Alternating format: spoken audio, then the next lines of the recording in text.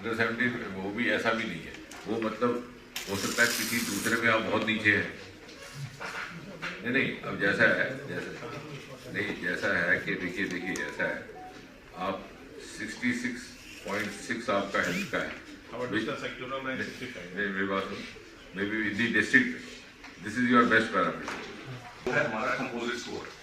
that also that measures कि how well we have progressed from the baseline। भी यही कहा कि एक हमारा आपके साथ वादा है कि जिस दुश्वारी को पिछली पीढ़ी ने झेला वो अगली को नहीं झेलना पड़ेगा। और हमें खुद ये महसूस होता है कि 25-30 साल जो हमारा हरजाना हुआ है और जिसे एक पीढ़ी हमारी उस तरह से अपना मुस्तकबिल नहीं बना सकी जिस तरह से बनना चाहिए था, अब हमें उसकी भरपाई करने के लिए सबको आगे मिल करके बढ़ना है। और मुझे लगता है कि मोदी जी की क़यादत के अलावा और कोई बेहतरीन वक्त हमारे पास हो नहीं सकता था, जहाँ ईमानदारी भी है, कन्विक्शन है, करेज है और एक संकल्प है। ऐसा है कि आज हम यहाँ बैठे हुए थे बारामूला में, जैसा कि आप सब जानते हैं कि हिंदुस्तान भर में 2018 में प्रधानमंत्री मोदी जी के ही इनिशिएटिव से एस्पिरेशनल डिस्ट्रिक्ट्स की एक कैटेगरी बनाई गई थी, एक scientific basis, not backward districts, अलग अलग पैरामीटर्स, हेल्थ का पैरामीटर, एजुकेशन का पैरामीटर, सैनिटेशन का, कौन सा ज़िला कहाँ खड़ा है, स्टेट का या यूटी का जो बेहतरीन ज़िला उसके मुकाबले में और जो मुल्क का सबसे बेहतर, उसका हमने अब एक अप्रेजल शुरू किया है। मैं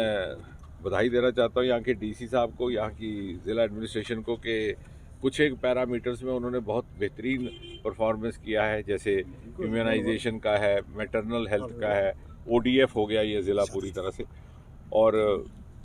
चूँकि ये एप्पल डोमिनेटेड डिस्ट्रिक्ट है तो एप्पल की प्रोड्यूस में भी इन्होंने इजाफा किया है, लेकिन उसको पूरा पोटेंशियल कैसे मिले उसको मार्केट में, उसके लिए हम कुछ एक बातों पर अभी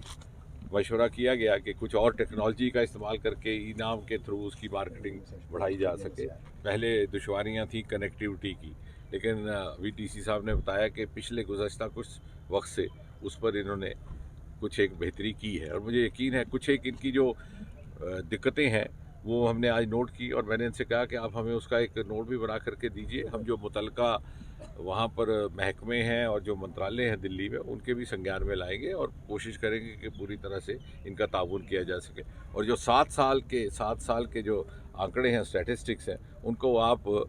उनकी आप तुलना करिए, उनका मुकाबला करिए पिछले 70 साल से, तो आपको खुद ही समझ आ जाएगा कि कितनी सड़कें तब थी और कितनी अब हैं। कि पर्पल रेवोल्यूशन ऑफ इंडिया जिसका जिक्र सारे हिंदुस्तान में आज हो रहा है, उसकी पैदाइश, उसकी जन्म कश्मीर वादी में हुई। गुलमर्ग में लेवेंडर की खेती से लाखों रुपया कमाने का एक नया आयाम आया है, लेकिन बदकिस्मती से हमारे माइंडसेट से सरकारी नौकरी निकल नहीं रही।